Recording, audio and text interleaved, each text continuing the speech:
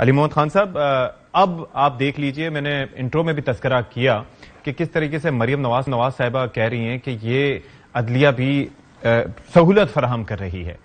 آپ کو لگتا ہے کہ یہ الزام لگانا چاہیے مریم صاحبہ کو اس وقت؟ اللہم صلی وسلم وبارک علی سیدنا محمد وعلی آل محمد.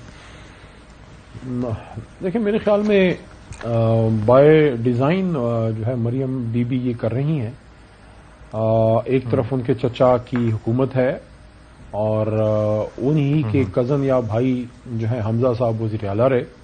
ظاہر ہے پھر وہ اللہ تعالیٰ کو کچھ اور منظور تھا، ان کی حکومت نہیں رہی اور عوام نے عمران خان صاحب کو دوبارہ مینڈیٹ دیا اسی پنجاب میں سے. تو یہ گڈ کاپ بیڈ کاپ ہے کہ ایک طرف جو چچا ہیں وہ اپنے معاملات ٹھیک کر کے حکومت میں بیٹھے ہیں، رجیم چینج کروا کے، اور ایک الیکٹڈ حکومت کے خلاف جس طرح کی گیم کھیلی گئی. اور اب تو وہ چیزیں ساری سامنے آ گئی ہیں.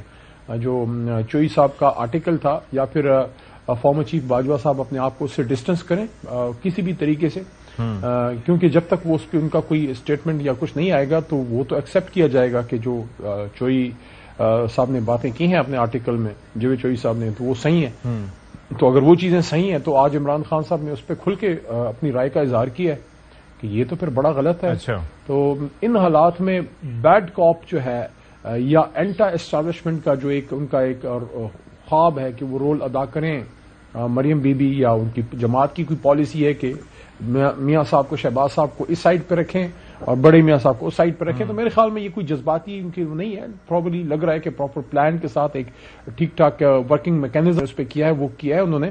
لیکن یہاں پہ ایک سوال ضرور بنتا ہے، وہ یہ ہے کہ کیا عدلیہ ان چیزوں کو الاؤ کرے گی؟ کیونکہ ہمارے تو ex P M Imran Khan صاحب کو میجسٹریٹ کی عدالت میں بھی جانا پڑا اور وہ گئے.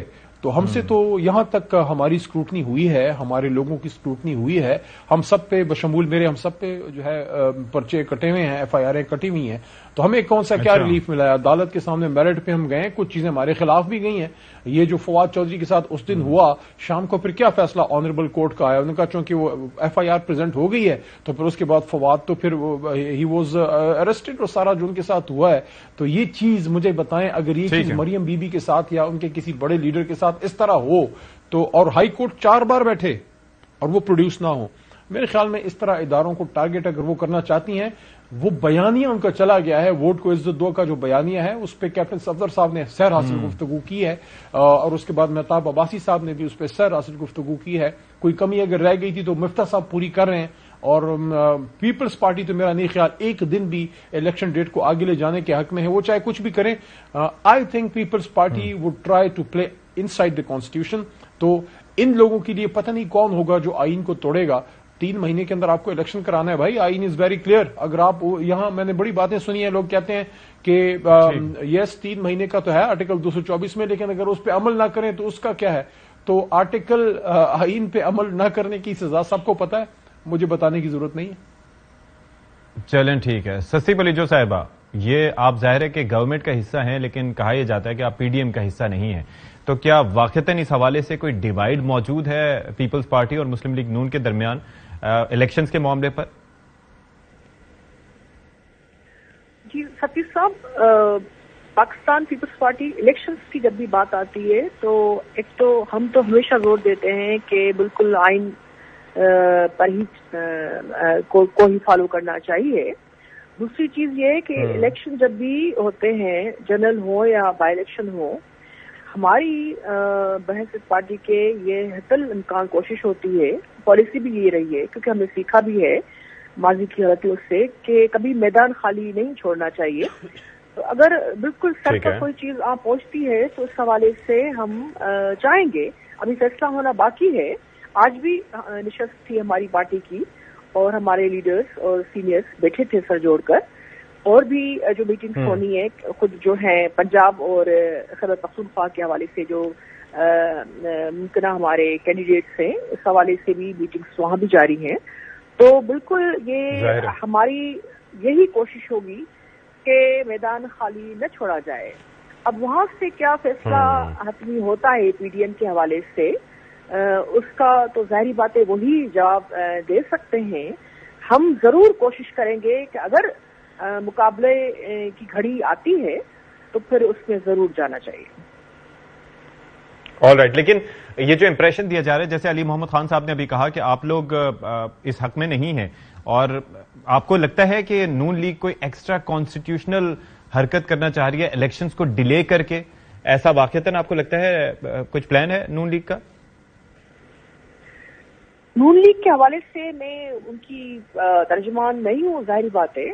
मेरे ख्याल में जो भी, मैं फिर दोहराती हूँ कि पाकिस्तान पीपल्स पार्टी की हर हवाले से ये कोशिश रही है, हालांकि प्रोपेगेंडा हमारी पार्टी के खिलाफ भी जबरदस्त तरीके से हर समझ से जो है करने की कोशिश की जा रही है।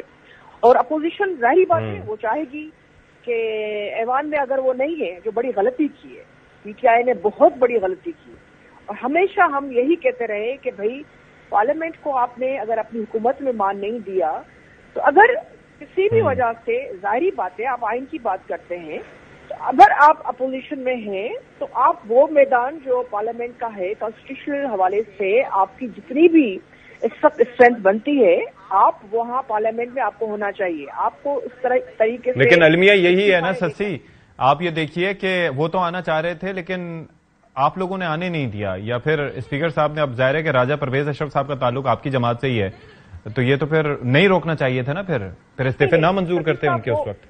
राजा साहब ने बैसित स्पीकर के अपनी पोजीशन बिल्कुल वाज़ेह की, और जिस दिन उन्होंने जो रिस्पॉन्ड किया या उनकी ऑफिस से वो जो बात आई वो सबके सामने है।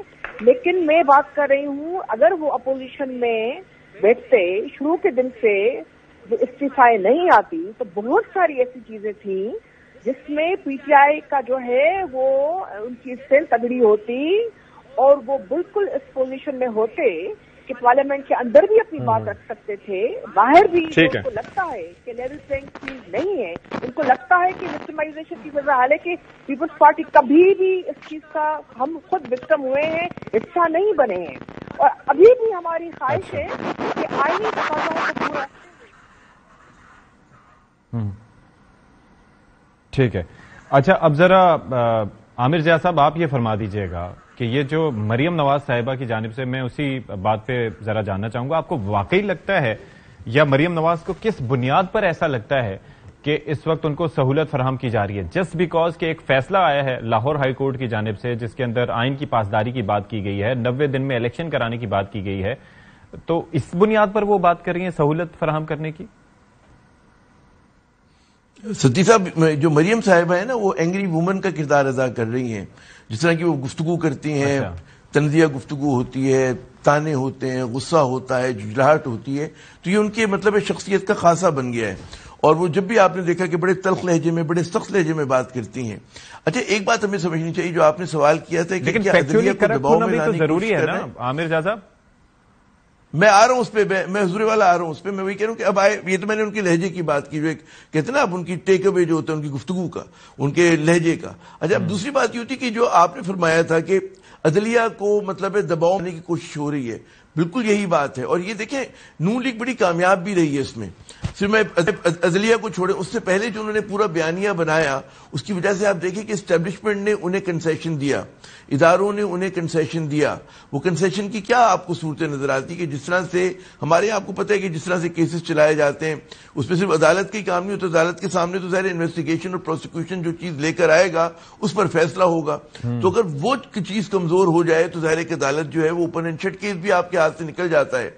तो आप देखेंगे जैसे आपने तमाम लोगों के नाम लिए नून लीग के कि जिन पे बड़े बड़े अरबों रुपए के मनी लॉन्ड्रिंग के और उसके बदनवानी के केसेस थे, एक भी केस जो है वो क्लोजर की तरफ नहीं गया, एक भी केस, और उसमें रिलीफ मिला।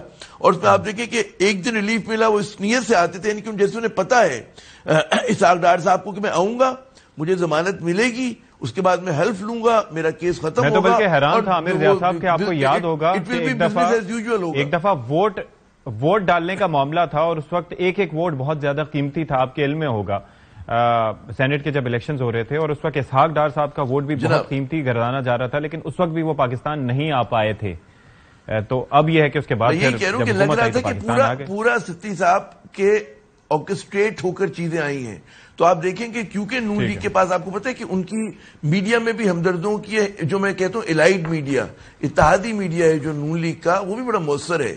تو یہ پورا ایک بنایا گیا کہ جس کی وجہ سے آپ نے دیکھا کہ اسٹیبلشمنٹ نون لیگ کو, اس کے رہنماؤں کو بڑی وہ ڈھیل دی ہے. اور اس کے بعد دیکھیں نواز شریف صاحب کا ملک سے باہر چلے جانا سب سے بڑی ڈیل تھی. دنیا میں کہیں آپ نے سنا ہے کہ کسی کنوکٹڈ آدمی کو بیرون ملک بھیج دیا جائے؟ مجھے تو پوری کہتے تاریخ میں نہیں ملتا, پاکستان کے دنیا کی تاریخ میں نہیں ملتا, لیکن ہوا ہے. تو انہوں نے اس چیز کو بڑے مؤثر انداز سے اسٹیبلشمنٹ کے خلاف استعمال کیا. اور آپ دیکھیں کہ جن لوگوں نے احسانات کیے, جنرل باجوہ نے احسانات کیے جاتے جاتے شریف خاندان پہ, آج اسی باجوہ, جنرل باجوہ کو جو ہے یہ لوگ نشانہ بنا رہے ہیں, شریف خاندان جو ہے نا. تو یہ سمجھتے ہیں کہ جناب ہم اسٹیبلشمنٹ ڈائریکٹلی اس کے اوپر حملہ کریں گے. ہدف ان کا پاکستان عام ہی ہے, میں آپ کو یقین دلاتا ہوں. مسئلہ یہ ہے نواز شریف کے دل میں بڑا بغض ہے